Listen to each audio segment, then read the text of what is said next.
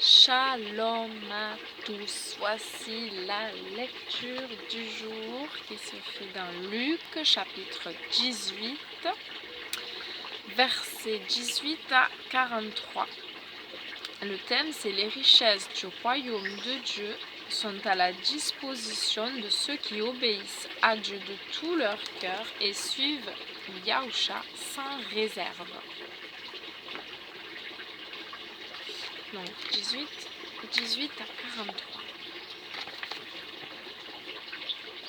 Un des responsables lui demanda: « Bon rabbi, que devrais-je faire pour obtenir la vie éternelle ?» Yahusha lui dit: « Pourquoi m'appelles-tu bon? Personne n'est bon. Seul Dieu l'est. Et ma question sera: est-ce que le Seigneur, le Messie, le roi, Yahusha, est bon à tes yeux? Tu connais les mitzvot. Ne commets pas d'adultère, ne commets pas de meurtre, ne vole pas, ne porte pas de faux témoignages. Honore ton père et ta mère. » Il répondit: « J'ai gardé tous ces commandements depuis mon enfance. » L'ayant entendu, Yahusha lui dit: « Il ne te manque qu'une chose. Vends tout ce que tu possèdes et distribue les gains aux pauvres, et tu auras des richesses dans le ciel. Puis viens et suis-moi. » Mais quand l'homme entendit cela, il devint tout triste, car il était très riche. Yahusha le regarda et lui dit: « Comme il est difficile aux riches d'entrer dans le royaume de Dieu! Il est plus facile à un chameau de passer par le trou d'une aiguille qu'à un homme riche d'entrer dans le royaume de Dieu. » Ceux qui avaient entendu cela demandèrent: « Qui peut donc être sauvé ?» Il répondit: « Ce qui est impossible aux hommes est possible à Dieu. » Képha dit alors: « Voici que nous avons quitté nos demeures et t'avons suivi. » Yahusha leur répondit: « Oui, je vous le dis, si quelqu'un quitte sa maison, sa femme, ses frères, ses parents ou ses enfants pour l'amour du royaume de Dieu, il recevra beaucoup plus dans le Olam Hazé et il recevra la vie éternelle dans le Olam Haba. » Donc c'est dans le monde présent et le monde à venir. Olam, le monde, l'âge à venir, et Olam Hazé, le monde présent. Donc il recevra beaucoup plus dans le monde à venir. Forcément. Oui. Non. Oui. Mais même maintenant en fait, je dis. Même maintenant. Déjà maintenant. Merci Seigneur. Tu es très généreux. Déjà dans le monde présent. Puis, prenant les 12 avec lui, Yahusha leur dit: « Nous allons maintenant monter à Yerushalayim, et là, tout ce qui a été écrit par les prophètes au sujet du Fils de l'homme va s'accomplir. Car il sera livré aux Goïm. Ils le ridiculiseront. Les Goïm, c'est les gentils, les païens.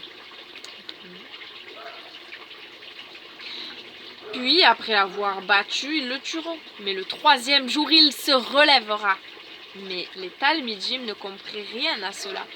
La signification de ces paroles leur était cachée et ils n'avaient pas la moindre idée de ce qu'ils disaient. Comme Yahusha approchait de Jéricho, un homme aveugle était assis au bord du chemin et mendiait. Quand il entendit la foule qui passait devant lui, il demanda de quoi il s'agissait.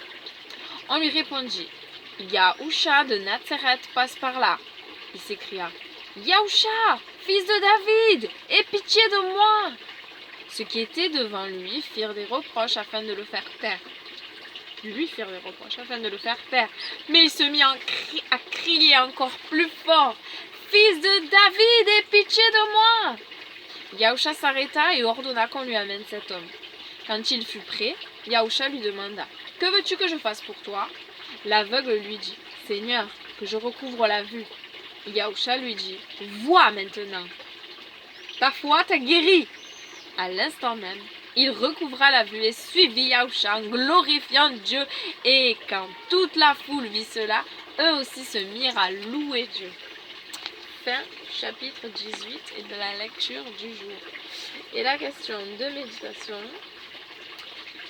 c'est, il y en a deux, la richesse qu'il y a à suivre Yahusha est plus grande que tous les trésors du monde. En suis-je vraiment convaincu? Quel impact cette conviction a-t-elle sur ma vie? Ah Seigneur, mon Dieu, je prie que nous puissions vraiment être convaincus, si nous ne le sommes pas, que nous avons une plus grande richesse à suivre Yahusha que tous les trésors du monde. En tout cas, j'y crois. Tu vaux tout, Seigneur. Tu vaux tout l'or du monde. Je prie pour tous ceux qui ont peur de quitter leur vie, de quitter leur confort, de leurs amis, leurs traditions, peut-être leur métier aussi. Des fois, on a des métiers qui ne sont pas conformes à la volonté de Dieu. Je prie que chacun puisse réaliser que c'est toi la plus grande des richesses. Et en plus, comme on a lu dans le passage, tu es vraiment généreux. Si on quitte ces choses, déjà même dans le temps présent, tu dis, c'est grand, c'est vraiment généreux. Parce que je sais que ce qui nous attend, en tout cas, est bien plus meilleur. Alléluia. Dans la vie éternelle. Et pourtant, tu nous dis qu'on aura déjà mieux dans cette vie. Avec des difficultés. Mais c'était pas la traduction là où, suivant l'évangile qu'on lit, hein, ça différencie. C'est vrai.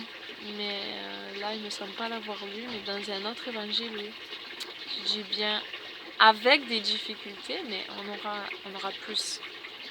Ça m'a marqué. J'espère que je dis pas des bêtises. Non. Ça m'a marqué. Avec des difficultés, oui. Mais on aura plus. Alléluia, Seigneur. Nous savons que tu es là. Tu prends soin de nous. Tu aimes tes enfants. Tu veux le meilleur pour chacun de tes enfants. C'est vrai. Tu es bon. Tu es bon. Oui, tu es bon. Alléluia. Merci. Merci pour ta grâce infinie. Merci d'être venu nous chercher, de nous avoir rachetés à ce grand prix de la croix. Merci de nous avoir accueillis dans cette grande famille de Dieu. Merci pour la place qui nous est réservée, de ce que notre nom est inscrit dans le livre de vie. Merci de ce que oui, tout est effacé. La dette est payée. Merci. Nous avons une nouvelle vie en toi. Et voilà, peu importe. Ce que nous avons abandonné, abandonnons-le. Aide-nous, Seigneur, et merci pour ce qui est à venir. Déjà ici, même s'il y aura des difficultés, oui. Et encore bien plus davantage, mais les difficultés d'ici sont peu de choses comparées à la gloire éternelle à venir, la vie éternelle, dans la vie éternelle, la gloire qu'il y aura. On ne peut pas comparer. Donc qu'on s'encourage, qu'on se remémore bien ces passages qui nous font du bien. Merci pour tes promesses qui sont oui et amen et qui s'accompliront en temps convenable.